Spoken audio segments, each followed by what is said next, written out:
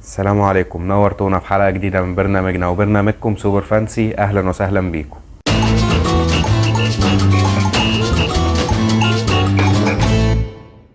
طبعا الأسبوع اللي فات كان أسبوع صعب وكانت جولة للنسيان. مش كلنا عرفنا نجيب نقط كويسة فيها، إلا ناس معينة بس.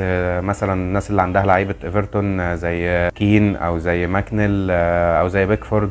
وكمان الناس اللي معاها مثلا حد زي جرناتشو، حد زي جاكسون، طبعا صلاح. كل الناس دي هي بس اللي معانا، يعني اللي معاها الناس دي هي بس اللي ممكن تكون عملت نقط كويسة الأسبوع اللي فات. ولكن احنا هنتكلم دلوقتي يعني سريعا كده عن ان الناس اللي تألقت دي، هل نروح نجيب منها لعيبة الفترة اللي جاية، ولا هي كانت ماتش بس وفي جولة وحشة كده على الكل؟ هم دول اللعيبة اللي تألقت ونسيبنا منهم خالص. بس خلونا بقى الأول كده نروح لأول فقرة معانا في الحلقة، وهي فقرة تشكيلة الأسبوع. تشكيلتي اللي هنشوفها مع بعض دلوقتي قبل بداية الأسبوع ده كان ترتيبي قبل بداية الجولة 280 ألف على العالم. والحمد لله بالرغم كمان من الجولة الصعبة دي وفشل الكابتن للجولة الثالثة على التوالي، وبعد ما قدرت كمان ان انا اجمع 48 نقطة، بقى ترتيبي دلوقتي 256 ألف على العالم. بس بقى زي ما بيقولوا الموسم لسه طويل، واحنا هدفنا الموسم ده ان شاء الله اننا نوصل لتوب 100 ألف او توب 50 ألف على مستوى العالم، وبإذن الله نقدر نوصل لده طول ما احنا مع بعض. ويا ريت بقى يا صديقي ما تنساش تدعمنا باللايك وكومنت والاشتراك في القناة علشان يوصلك حلقاتنا دايما باستمرار، ويوصلك كل نصايحنا اللي احنا هننزلها اول باول. ويلا بينا بقى دلوقتي نبدأ نستعرض تشكيلتنا بتاعة الأسبوع عشان ما اطولش عليكم. في البداية كده أنا كان معايا في حراسة المرمى الحارس سانشيز، واللي طلع لي بنقطتين علشان كان بيلعبوا ليفربول طبعا في الأنفيلد. أنا كنت متوقع إن هو ممكن يجيب لي نقط أكتر من كده، ولكن بسبب السيفز اللي هو بيعملها. لكن نقطتين مفيش منهم مشكلة يعني. نيجي بقى لعيبة خط الدفاع، وهم أول لاعب معايا كان لاعب باو توريس، واللي طلع لي بنقطتين، ولكن في أسبوع زي ده برضو مفيش فيها أي مشكلة. تاني لاعب معايا في الدفاع كان اللاعب ريكو لويس، اللاعب اللي طلع لي بنقطتين. وللماتش الثالث على التوالي او السادس او السابع على التوالي لمانشستر سيتي، اللي بيفقدوا فيه كلين شيت، ما طلعوش بكلين شيت غير اول ماتش بس في الموسم. ولكن انا كنت متوقع ان هم يطلعوا بكلين شيت بصراحه، وعشان كده رحت جبت جفارديول الماتش اللي فات. قلت العب بدبل من دفاع مانشستر سيتي. وبصراحه من الاسباب اللي كانت مخلياني عايز اجيب جوفارديول في فريقي ان انا قلت في الفيديو اللي فات لو تفتكروا ان اللاعب مهم جدا اننا نعتمد عليه من دفاع مانشستر سيتي، عشان هو اللاعب الاكثر يعني الاكثر استمراريه. دايما ما يعني جوارديولا بيعتمد عليه بشكل اساسي. اللاعب بيتمركز، قلنا ان هو بيتمركز كويس في الضربات الثابته وكمان في الركنيات. غير اننا نبهنا على نقطه مهمه، وهي اللي حصلت الحمد لله في الماتش اللي فات. قلنا ان اللاعب بيقدر يجيب جوان من لعب مفتوح عادي جدا، من شوطه، من كره رده في منطقه الجزاء او حاجه زي كده. ف يعني كنا اتكلمنا اننا ونصحنا وقلنا اننا لازم نجيبه في فرقنا، والحمد لله اللاعب برضو لما ضاع منهم الكلين شيت الماتش اللي فات قدر يجيب لي جون، وكان شوطه يعني جون ولا احلى من كده بصراحه. وفادني يعني هو جدا في الترتيب، ان انا ما اقعش في الترتيب جدا الجوله دي. رابع لاعب معايا كان لاعب كين، لاعب ايفرتون، واللي برضو كنا اتكلمنا عن ايفرتون الماتش اللي فات وقلنا نرشح منها خيارات زي كين او زي ماكنيل. والحقيقه الاتنين طلعوا بنقط كويسه الجوله دي، وظبطوا كل الناس يعني اللي كانوا معاهم لعيبه ايفرتون دول. بعد كده ندخل على خط النص. كان معايا اللاعب بالمر واللي كنت برضو متوقع ان هو ممكن يعمل حاجة قدام ليفربول، ولكن يعني زي ما احنا شفنا بالمر ما مش بيلعب يعني ماتشات كويسة او بتبقى احسن حاجة قدام الفرق الكبيرة. اللاعب يعني جات له كورتين حلوين جدا في ماتش الليفر اللي فات. كان يقدر على الاقل يسجل منهم هدف. تاني لاعب بعد كده معايا في خط النص كان هو مبويمو. بالنسبة لي اللاعب انا مش زعلان منه لانه يعتبر اول جولة بلانك ليه في الموسم. اللاعب اللي بعد كده معايا كان اللاعب ماكنيل، لاعب ايفرتون، واللي بصراحة يعني ظبطني سواء من جولتين فاتوا لما جاب 15 نقطة، او الجولة اللي احنا فيها دي جاب لي 6 نقط، والحمد لله ظبطوني شوية برضو ايه في الترتيب. نروح بقى بعد كده للاعب اللي انا كنت اشتريته برضو قبل الجولة، كان اللاعب جونسون، واللي طبعا اكبر نسبة شراء حصلت للاعب الجولة اللي فاتت كانت للاعب جونسون. وانا عارف طبعا ان اي لاعب احنا كلنا بنجري عليه قبل الجولة وبنشتريه وبيبقى نسبة الشراء بتاعته عالية جدا طبعا ببلانك. فده اللي حصل مع جونسون، وانا مش زعلان. انا جايبه باصص ليه على اللونج تيرم، يعني مش بالنسبة لي هو ماتش واحد اللي انا جايبه عشانه. فعشان كده يعني بالنسبه لي مفيش مشكله في النقطه دي. نيجي بقى للعيبه الهجوم. طبعا كان معايا سولانكي، اللاعب اللي انا مش عارف بصراحه يعني ازاي فريق زي توتنهام يكسب 4، بغض النظر عن ان جونسون فعلا ما شاركش فيهم. بس هنقول يعني سولانكي كمان هو مهاجم الفرقه وما شاركش في ولا جون من الاربع اهداف اللي اتسجلوا في المباراه دي. يعني دايما كان بيسقط لورا، اللاعب يمكن شاط شوطين بس طول الماتش. كان دايما بيسقط زي ما قلنا، وبيسيب مساحات للعيبه التانية هي اللي تنطلق من حواليه يعني. فبصراحه يعني ما انصحش اي حد يعني مش عنده سولانكي يروح يشتريه. وطبعا هنتكلم عن كده اكتر باستفاضه يعني في التشكيله ان شاء الله بتاعه الفيديو اللي جاي، عن التشكيله النهائيه اللي هتكون قبل الديدلاين باذن الله. فعشان كده ضروري زي ما قلنا واكدنا انك لازم تتابعنا وتعمل اشتراك في القناه، عشان دايما كل فيديوهاتنا والنصايح بتاعتنا توصل لك على طول. بعد كده بقى هنروح للاعب الاخير معانا في خط الهجوم، وهو اللاعب هالاند طبعا، اللي بقاله 3 ماتشات بلانك. يعني مفيش بصراحه مفاجأة ممكن تبقى أكبر من كده، إن هالاند يلعب 3 ماتشات زي اللي فاتوا دول وما يجيبش ولا جون ولا يصنع ولا جون. فبالنسبة لنا كانت حاجة غريبة جدا. لكن عايز اقول لكم الحقيقه ان في ناس بتفكر جديا ان هي تعمل له تريبل كابتن الجوله اللي جايه، وزي برضو ما هنتكلم في الفيديو اللي جاي ان شاء الله. انا كنت من الناس اللي بفكر اعمل تريبل كابتن لهالاند، لكن بعد الاداء ده وبعد المستوى ده اللي احنا شفناه في اخر 3 ماتشات، انا الحقيقه مش عارف هروح مع تريبل كابتن الجوله الجايه لهالاند ولا لا.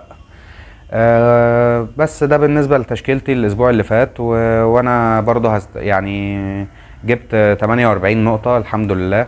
هستناكم برضو كلكم تنزلوا تقولوا لي جبتوا كام نقطة في التعليقات، ولو عندك اي سؤال تسأله لي ممكن ارد عليكم في الحلقة الجاية بإذن الله، اللي هتبقى قبل الديدلاين زي ما اتكلمنا. ونيجي بقى هنا للفقرة التانية، وهي فقرة مواجهات الجولة والنصايح والترشيحات. نبدأ معانا بأول ماتش في الأسبوع، واللي هيكون يوم الجمعة بين نوتنجهام يعني وليستر سيتي. اول لاعب ممكن نتكلم عليه هو اللاعب كريس وود، اللي قلنا عليه في الفيديو اللي فات، قلنا لازم يبقى في تشكيلتك، هو اللاعب الاساسي والمهاجم الاساسي لنوتنجهام. وقلنا ان نوتنجهام برضو اتحسنت جدا الفترة اللي فاتت، بيقدموا مستوى كويس وثابت. واللاعب تألق برضو في الجولة اللي فاتت دي وظبط كل ملاكه يعني. جاب جون، غير ان هو يمكن نقول ضيع جونين على الاقل مرتاح.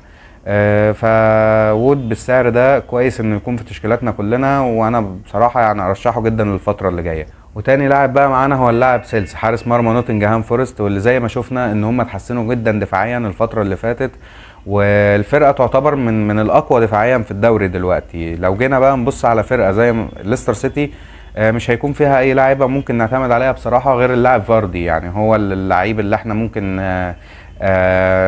نحط عيننا عليه من فرقه زي فرقه ليستر، وخصوصا بسبب ماتشاتهم الجايه اللي هتبقى سهله، وخصوصا ان احنا كمان عارفين يعني جيمي فاردي يقدر يسجل في اي فريق في الدوري الانجليزي، لان الراجل شوفوا بقاله كام سنه بيلعب في الدوري الانجليزي.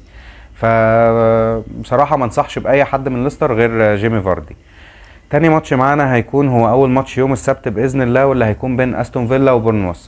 ولو جينا بقى هنا نتكلم مثلا عن استون فيلا، ممكن يعني نتكلم عن لاعب زي روجرز، لاعب زي واتكنز، لكن غير كده بصراحه ما رشحش حد قوي من استون فيلا. لكن لو عايز تروح لاوبشنز دفاعيه منهم، انا اقول ان ممكن تبعد يعني عن باو توريس او مينجس او الشباب دي كلها او كونسا، ولكن ممكن تروح مع حد زي ماتي كاش، تروح مع حد زي لوكا دين.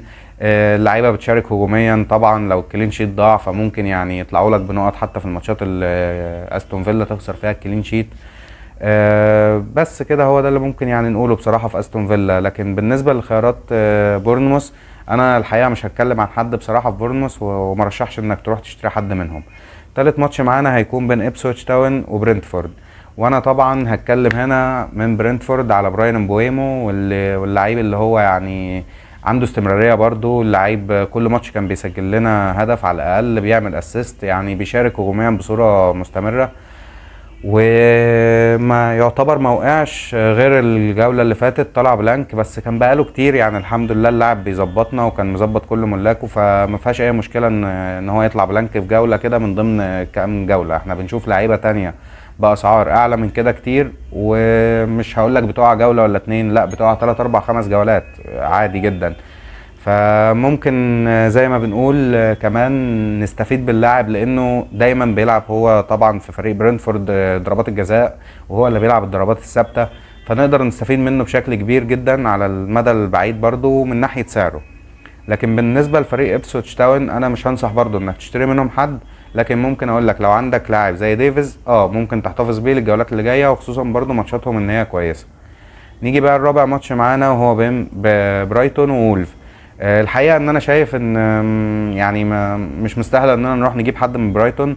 مفيش حد فيهم واضح قوي السنه دي، زي مثلا الموسم اللي فات لما كان ميتوما ظاهر وكل الناس كانت بتجيبه وكان في كل تشكيلات المدربين. لكن السنه دي بصراحه مش حاسس ان ميتوما هو اللعيب اللي يدفع فيه المبلغ ده ويكون في فرقتنا. ليه؟ في اوبشنات احسن منه كتير، زي ما اتكلمنا وزي ما لسه هنتكلم عن مثلا لاعب زي ماكنل كده. نيجي بقى للخيارات الهجوميه عند برايتون. ممكن نبص على مين لو هنقول حابين اننا نجيب حد بصراحه يعني يبقى كفر، فهو بصراحه انا مش شايف ان في حد احسن من ويلبك. اللاعب برضو يعتبر عنده استمرارية في ماتشات كتير قوي بيجيب اجوان، بس المشكلة هي اصابته اللي حصلت الماتش اللي فات. وكده كده احنا مع بعض ان شاء الله في الفيديو اللي جاي هنكون تابعنا اخر اخبار اصابة ويلبك، ولو هيلعب اساسي ان شاء الله هعرفكم، وان شاء الله ممكن انصح الناس وقتها ان هي تفكر فيه او ان هي تشتريه. بالنسبة بقى للخيارات الهجومية عندنا في فريق وولف، لو جينا نبص مثلا على حد بالنسبة لوولف نتارجت منها حد عشان ماتشاتهم اللي جاية هتبقى سهلة، فاللاعب لارسون يعني انا شايفه خيار مناسب جدا وديفرنشال. معلش يعني لارسون لو انت جبته قبل ما ملكيته تبدأ تعلى، لو هو بدأ يمسك فورمه ولا حاجة ممكن بجون ولا جونين يطيرك في الترتيب ويخليك تعلى مثلا 500 ألف مركز أو مليون مركز على الأقل. فلاعب زي لارسون ممكن نفكر فيه كاوبشن ديفرنشال. واللاعب التاني من وولف اللي ممكن نفكر فيه بس ده هيكون اوبشن دفاعي هو اللاعب ايت نوري. اللاعب بصراحة متألق جدا الفترة اللي فاتت، بيشارك دايما هجوميا، حتى الماتشات اللي بيخسروا فيها الكلين شيت فريق وولف هو دايما بيكون ليه مساهمات هجومية. وغير ان اللاعب برضو سعره رخيص خالص وجدول ماتشاته زي ما قلنا ان هي هتبقى مفيش اسهل من كده يعني. نيجي بقى للماتش الخامس وهو ماتش التريبل كابتن، طبعا ماتش مانشستر سيتي وساوثهامبتون، واللي الناس كتير فعلا جديا بتفكر في انها تعمل تريبل كابتن لهالاند. ولكن انا بعد الثلاث ماتشات اللي فاتوا دول، بعد ما كنت بفكر مع الناس دي ان انا اروح اعمل تريبل كابتن لهالاند في الماتش ده، بدات يعني اقلق شويه. مش هقول لكم ان انا شلتها من تفكيري، لكن انا بصراحه بدات اقلق شويه. لكن بقى لو جينا نبص على الاوبشنات التانية اللي من السيتي اللي ممكن نحط عيننا عليها او نجيبها، هنلاقي بصراحة ان مفيش احسن من مدافع جفارديول اللي اتكلمنا عليه برضو الفيديو اللي فات، وقلنا انك لازم تعتمد عليه كمدافع اساسي من مانشستر سيتي. اللاعب بيساهم هجوميا بصورة كبيرة، اللاعب كل ماتش ماتشين ثلاثة ممكن يجيب لك جون من شوطة من ركنية، فهو يعتبر لعيب واوبشن اساسي من دفاع السيتي. بصراحة لازم نعتمد عليه ونجيبه كلنا في تشكيلاتنا يعني الفترة الجاية. تالت اوبشن معانا في مانشستر سيتي وهو اللاعب فيل فودن، واللي قعد دكه الماتش اللي فات. وجوارديولا انا مش عارف ليه لغايه دلوقتي بصراحه مش بيعتمد على فيل فودن، مع ان انا شايف ان هو ده الحل بالنسبه لهالاند، ان هو يرجع تاني للاهداف ويرجع تاني للفورمه بتاعته، وخصوصا بعد اصابه دي بروين اللي كان يعتبر هو اللي بيزوده يعني بالبساطه الحلوه بالاسيستات. وكمان وجود رودري كان بيعمل يعني توازن كويس في الفرقه وكان بيخلي اللعب يعني احسن شويه بالنسبه لهالاند، من ناحيه ان على طول في لعيبه بتخدم عليه، في لعيبه بتبصيله كويس.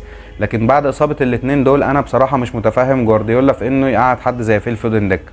وان شاء الله لو جوارديولا رجع فيل فودن الماتش اللي جاي يشارك اساسي باذن الله، هيكون هو ده بدايه او رجوع هالاند للتالق مره تانية. وما اكدبش عليكم كمان اقول لكم ان انا ممكن اقول لكم ان فيل فودن لو الجوله الجايه بدا اساسي انا متوقع ان هو ممكن يكون من نجوم الجوله اذا ما كانش هو نجم الجوله الاول. رابع ماتش معانا هيكون هو ماتش بين ايفرتون وفولهام، وزي ما اتكلمنا في الفيديو اللي فات اننا ممكن نفكر في لاعب زي مين، زي اللاعب ماكنل، لاعب خط نص ايفرتون طبعا اللي متألق جدا بقاله فتره. واللاعب زي ما انا ما قلت لكم الفيديو اللي فات كان من قبلها بجولتين جاب لي 15 نقطه وكان ظبطني خالص. برضو الجوله اللي فاتت دي جاب 6 نقط. فيعني اللاعب بصراحه بيلحقني كده في اوقات بكون انا مستنيه فيها ان هو يلحقني. لكن لو جينا نتكلم بقى على خيارات تانية موجودة في فريق ايفرتون، ممكن هنا نبص للاعب زي بيكفورد طبعا بالنسبة لحراسة المرمى، علشان انا عارف ان في منكم كتير كان معاه رايا، ومستوى ارسنال الدفاعي بدأ يتدهور جدا الفترة اللي فاتت، خسرانين اخر 3 كلين شيت في ال3 ماتشات الاخيرة. فلو انت عندك دبل دفاع من ارسنال، هتفهم جدا انك تكون عايز تقلله على الاقل، يعني يبقى لعيب واحد من دفاع ارسنال معاك. فالناس اللي بتفكر تمشي يعني لاعب زي حارس ارسنال هو الحارس رايا، وبتفكر تجيب حد تاني وكمان رخيص في السعر يظبط لها البادجت بحيث ان هي تستفيد بيها في مراكز تانية، فاللاعب بيكفورد هيكون خيار كويس ومناسب، نظرا لكمان يعني الماتشات اللي جايه اللي هتلعبها ايفرتون هتبدا تبقى سهله جدا. وانا قلت لكم ان الفرقه حتى لو بادئه وحش في اول الموسم، فبالنسبه لها لما بيجي لها راوند ماتشات سهل نسبيا، ده اللي بيجيب للفرقه اصلا الفورمه. فممكن نستفاد جدا من الموضوع ده ونلحق بيكفورد في الكام كلين شيت اللي ممكن يطلع بيهم الفتره اللي جايه باذن الله. لكن بالنسبه لفولهام، انا بصراحه ما رشحش منهم اي حد ولا عندي كلام منهم عن اي لعيب غير بصراحه اللاعب راؤول خيمينيز. اللاعب بصراحه متالق، لعيب برده متمرس في الدوري الانجليزي، بيعرف يجيب اجوان من انصاف الفرص، واللاعب رجع بدأ تاني يمسك فورمه، فمهم جدا اننا برده نبدأ نفكر فيه، حتى يعني لو مش هنشتريه الجوله دي، بس لازم نحطه كده في الاعتبار معانا ان اللاعب راؤول خيمينيز من اللعيبه اللي لازم نبص عليها كويس. الماتش اللي بعد كده هو ماتش تشيلسي ونيوكاسل، وبصراحه من تشيلسي يعني ما انصحش غير باللاعب كول بالمر. جاكسون جاب جون الماتش اللي فات، ولكن يعني كول بالمر برضو في ماتش زي ماتش نيوكاسل، فرقه دفاعيا مش احسن حاجه الموسم ده، بيدخل فيها اجوان من كل الفرق اللي بتلعبها، فلعيب زي كول بالمر بصراحه انا رشح ان هو يبقى معاك في تشكيلتك. لكن بقى لو عندك حد زي جاكسون او مثلا سانشيز، لا ما تروحش تبيعه. انا ما بقولش اننا نروح لا نبيع لعيبه تشيلسي، انا بقول بالمر لو انت بتفكر في حد تشتريه هو هيكون بالمر. لكن لو عندك حد زي جاكسون او سانشيز، يعني ما مش معنى كلامي ان انا اقول لك روح بيعهم، لا العب بيهم عادي الماتش اللي جاي، وخصوصا نيوكاسل ما بقتش من الفرق اللي نخاف منها، وممكن يعني عادي جدا تشيلسي يطلع بكلين شيت الماتش الجاي قدامهم، مفيش اي مشكله. لكن بالنسبه للماتش اللي بعد كده هو ماتش طبعا توتنهام وكريستال بالاس. لو جينا نشوف احسن الاوبشن اللي ممكن نبص عليها من توتنهام، هو اللاعب طبعا الكوري سون. ليه؟ اللعيب تحسه راجع من الاصابه كده فورمه كويسه، واللعيب يعتبر سجل جونين بس اتحسب له هدف، فسون من الاوبشنات اللي ممكن نفكر فيها جدا الفتره اللي جايه، وباذن الله هيعمل مردود هجومي كويس جدا مع توتنهام الفتره اللي جايه.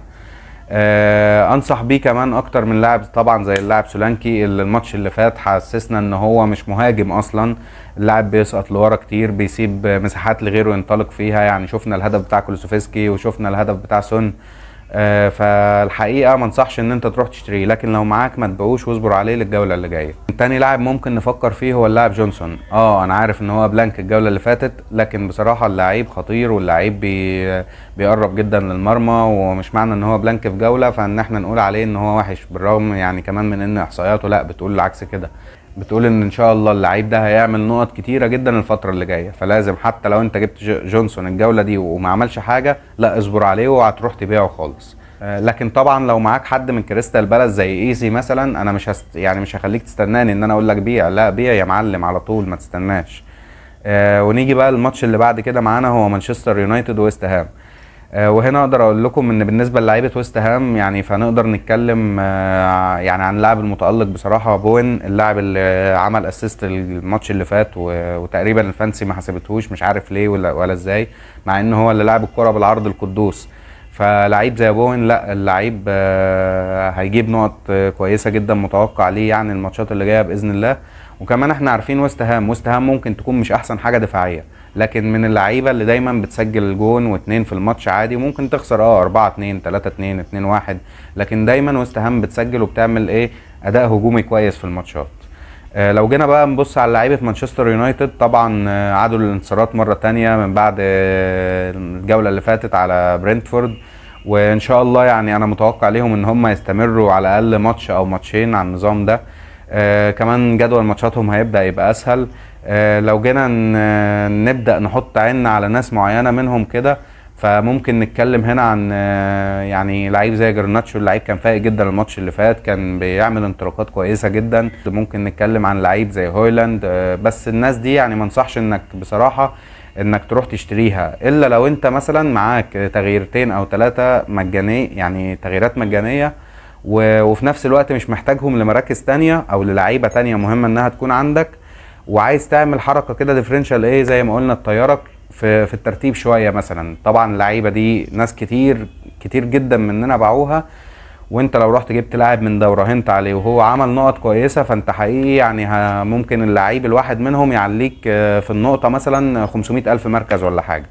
لو جينا نبص بعد كده على اخر ماتش معانا، يعني هيكون في الجولة، وهو هيكون قمة الجولة بإذن الله، بين ارسنال مهتز جدا دفاعيا اخر فترة وبين ليفربول متصدر الدوري لغاية دلوقتي. طبعا ليفربول تحسه كده شغال في صمت، وما ما تحسش ان فيه اخبار كتير وكلام كتير وتحسه ماشي هادي كده وجنب الحيط، بس هو اول الدوري زي ما بنقول. فلو جينا نفكر يعني في لعيبه ليفربول بصراحه اللي ممكن نعتمد عليها في الفتره اللي جايه، انا الحقيقه مش شايف غير محمد صلاح. لكن لو هتروح لاوبشن بقى زي لويس دياز او زي دييجو جوتا او زي جاكبو، فالحقيقه انا مش شايف ان يعني اللعيبه دي ممكن تنفع قوي. وخصوصا ان ارني سلوت بقى برضو يعتمد على فكره ان الروتيشن والتغييرات، وينزل اللعيب ده الدقيقه 70 يطلعه في الدقيقه 50. فبصراحه يعني مش فاهمين هو بيعمل ايه كويس قوي، وخصوصا ان ده ممكن يزيد الفترات اللي جايه طبعا بعد ما بدانا في دوري الابطال وماتشات دوري الابطال والزحمه اللي هتبقى فيها اللعيبه طبعا. فانا انصح ان لو انت معاك فلوس او حابب ان انت تستغنى طبعا عن في تشكيلتك عن بالمر او ساكا، لو الاثنين موجودين معاك في التشكيله، وتجيب صلاح وتعرف تعملها مثلا بتغييره او تغييرتين كده، مفيش مشكله، ممكن تعمل التغييره دي عادي جدا الفتره اللي جايه. وبرضه شايف اننا ما نروحش نجيب لعيبه دفاعيه من ليفربول، لان ماتشاتهم فعلا مش احسن حاجه. ده غير ان يعني 7 مليون يدفعوا في واحد زي ارنولد، لا حرام، ما بيجيبش كلين شيت وما بيعملش مشاركات هجوميه بصوره يعني مستمره. فحرام ندفع في لعيب زي ده 7 مليون، في حين اننا عندنا اوبشنات تانية ممكن باربعة من اول 4 مليون، مش هقول لك كمان 4.5، من اول 4 مليون تعرف تجيب لنا كلين شيت يعتبر يساوي الكلين شيت اللي ممكن ارنولد يجيبه. وارنولد زمان كان بيتفوق على اللعيبه دي في المشاركات الهجوميه اللي هو بيعملها، لكن ارنولد من اول الموسم يمكن ما عملش غير اسيست، او يعني لو انا مش متذكر قوي ممكن يبقوا 2 اسيست في الموسم ده. فما انصحش اننا بصراحه نروح نجيب حد من مدافعين ليفربول الفتره اللي جايه دي، على الاقل لغايه لما فورمتهم تبدا تاني تتحسن مره واحده ويبدا الكلين شيت يرجع. ساعتها ممكن اقول لك نجري نروح نجيب لعيبه منهم زي ارنولد، روبرتسون، كوناتيه، نبدا ساعتها نفكر ونشوف مين اللعيب اللي انا المفروض اننا نجيبه. لكن بقى بالنسبه لارسنال، فاحنا هنا عايزين نتكلم عن مدافعين ارسنال، لان في ناس كتير مننا عندها دبل دفاعي من ارسنال، سواء رايا وصليبا او سواء رايا وجابرييل. اما بالنسبه لصليبا، فانا انصح كل اللي عندهم صليبا اولا كده انت لازم تروح تبيعه، ما تفكرش اصلا، يعني لازم تروح تبيعه كده على طول. الناس بقى اللي معاها مثلا جابرييل ورايا وكانوا عاملين دبل اب من دفاع ارسنال، لا ما انصحكش انك تكمل بالدبل بتاع دفاع ارسنال، لان الفتره اللي جايه ماتشاتهم مش احسن حاجه. وكمان شفنا الفريق بدا يبقى مهتز دفاعيا، وشفنا ارتيتا يعني بيهبل كده وعمال يخبي على بورنموث حاجات غريبه، اللي هو يقول لك ساكا مصاب، او ساكا لا ما بقاش مصاب، وينزل واحد شبهه كده في التدريبات، كل القصه اللي احنا عارفينها دي، وفي الاخر ساكا يطلع مصاب ومش في ال 18 اصلا. طب انت بتحور على مين يا عم ارتيتا؟ بتحور على بورنموث؟ يعني انا مش فاهم. امال السيتي قدام مانشستر يونايتد، قدام تشيلسي، قدام ليفربول هتعمل ايه؟ فلو جينا نتكلم بقى زي ما قلنا عن دفاع ارسنال، انا ما انصحش انك يكون عندك 2 منهم بالكتير. لو انت حابب انك تكمل بدفاع ارسنال، على الاقل تكمل بواحد بس من دفاع ارسنال. وبس كده نكون خلصنا حلقتنا. ولو وصلت معانا هنا لنهاية الفيديو ده، يا ريت ما تنساش تدعمنا باللايك وكومنت والاشتراك في القناة، علشان يوصل لك دايما كل فيديوهاتنا زي ما قلنا واكدنا، وتدعمنا اننا نستمر ان شاء الله باننا نقدم لكم محتوى يليق بيكم. واستنوا بقى مفاجآت كتير هنعملها لمتابعينا الفترة اللي جاية بإذن الله. واي حد عنده سؤال يقدر يكتب لنا تحت في الكومنتات، وانا هرد عليه في الحلقة اللي جاية بإذن الله. سلام.